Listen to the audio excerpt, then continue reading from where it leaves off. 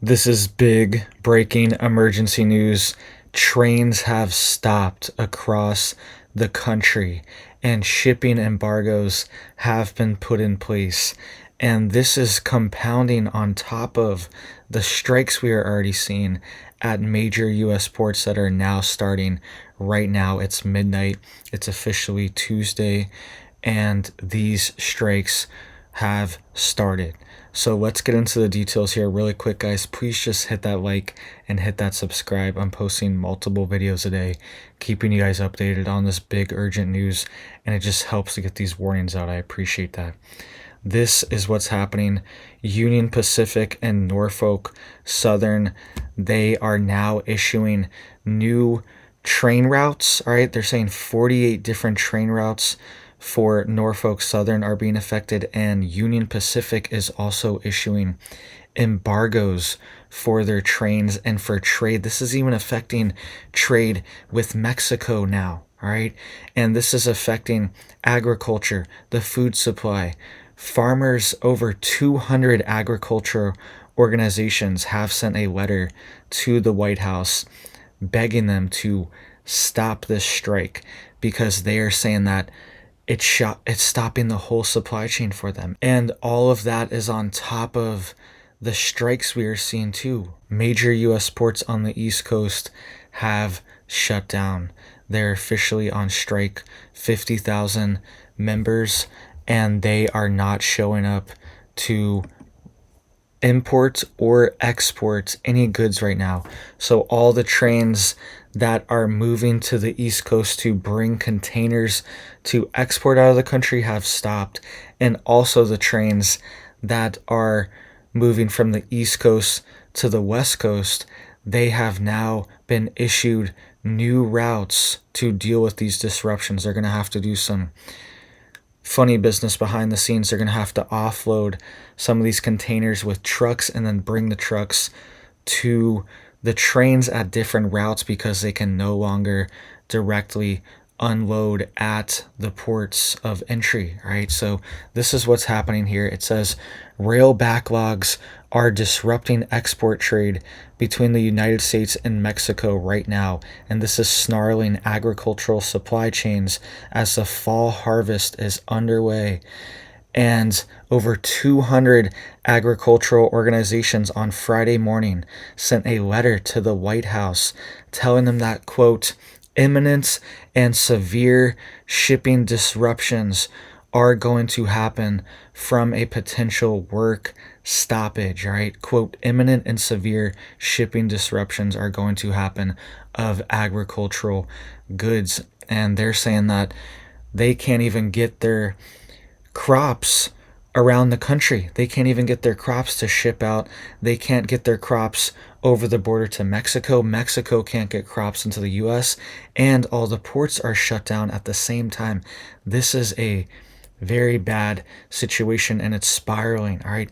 It also says here that Union Pacific has issued a trade embargo with the US Mexico border from the situation because they're saying that they are so overwhelmed and so backlogged that they are issuing an embargo until they can clear out the rail cars that are just piling up going out of the US and coming into the US. And the major problem right now is that there's a ton of rail cars in Mexico that are backed up and farmers can't get enough cars to offload their crops right now. All right, here's a quote from a farmer right here. He said, quote, when you're trying to make space for what is predicted to be a large corn crop or a large soy crop, the last thing you need is to try to find new business if you can't deliver to your customer. All right, so they can't get these cars here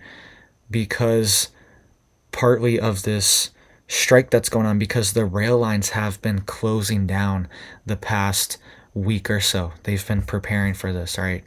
This is what Norfolk Southern is doing. It says Norfolk Southern offers alternative origins for West Coast intermodal ahead of coastal port strike.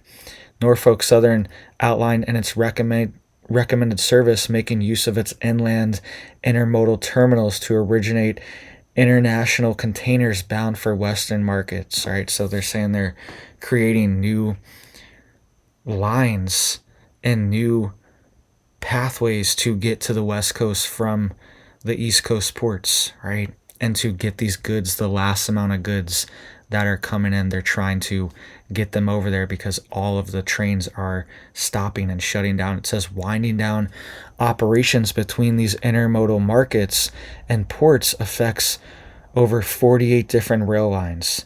The railroad is already winding down eastbound container deliveries into these terminals, right? So everything's shutting down from this, right? Because everything relies on the ports. That's what moves it in and moves it out. So the trains are shutting down too. The farmers are having problems. The supply chain is already being affected, and this stuff just started, right?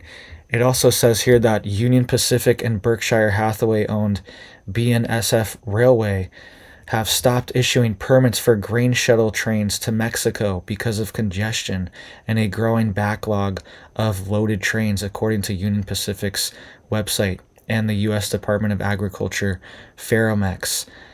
The Mexican railroad that interchanges the BNSF and Union Pacific also has embargoed permits for grain trains at border crossings at Eagle Pass and El Paso, Texas, the USDA has said. It says Union Pacific said it's working to facilitate smoother crossings and reduce congestion at the border. And it says here the situation has left some grain sellers scrambling to find new buyers for their crops and struggling to get empty rail cars back from Mexico for shipments. Right? This is a nightmare. How is this being allowed to happen? Right? I don't really understand what the game plan here is. We have this hurricane. We have all these issues going on. And now we have these ports shutting down too, right? What's going on? What do you guys think is happening here?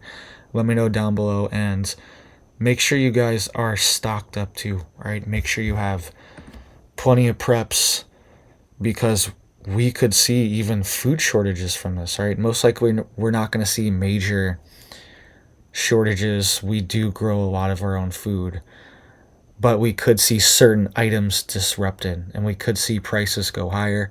We could see oil prices potentially go higher, or maybe they'll go lower because we can't export any oil right now. So maybe this oil will just stay here. We don't really know, right? Nobody knows what the situation is going to do for the country, but it's already causing chaos. So make sure you guys are stocked up, right? And this group of over 200 ag organizations that sent this letter to the White House asking them to please not do the strike, right? They are also asking for the federal government to direct the U.S. Army Corps of Engineers to dredge the lower Mississippi River to maintain a 12-foot deep channel and to step in to reopen the movement of grain by rail from the U.S. to Mexico.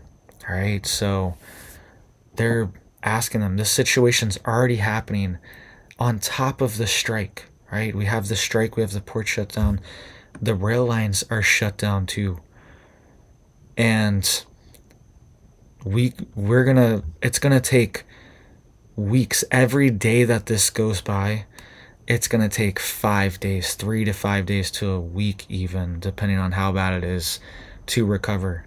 Okay, so even if it's 5 days for every day, if they're on strike for a week, you're looking at over a month to even recover from this situation, right? And it says here that they also asked the Transportation Department to consider issuing an emergency hours of service waiver for truck drivers at East and Gulf Coast ports. And it says the letter from a wide cross-section of the nation's food and farm supply chain said such disruptions are already happening ahead of a potential October 1st strike at ports that handle roughly half of the country's ocean trade, including consumer staples like coffee, meat, and eggs. All right, so let me know what you guys think. Please just hit it up for me down there to help get these warnings out. I appreciate this. The strike is officially starting. All right, it's official, and we don't know how long it's going to go on. Hopefully they can figure it out soon, but the rhetoric from the White House has been that they are not going to step in right now. And because they're kind of in a situation where they want to get the union backing and the union support. So they don't want to come out and say, hey, union workers, you need to stop. You can't strike. This is over. We need to have our ports open. They're kind of in a situation where they want that vote and they want the union leaders to support them. So they don't want to buck the people working at the unions, all right? But at the same time, if the supply chain is shutting down and we start seeing shortages and gaps, then that's also an issue as well too. So thank you guys. I hope you guys are stocked up and prepped and ready to go, whatever it is, whatever happens, whether it's a natural disaster, an event like this, or it's a personal event. Just be prepared, have a stockpile, be ready just in case any of these things happen. And have a little bit extra too, all right? Stock up a little bit extra, especially if you're late in the game and you're prepping, you've been prepping for a while. Stock up a little bit extra, right? Because that is helping people right now in places like North Carolina. People's extra preps, extra foods, that's going a long way, right? It's helping people, it's helping their neighbors. So get a little bit extra too. So thank you guys. I hope you guys are staying safe and prepped. I hope you have big blessings for your life and your family. And I hope you have a big old blessed day.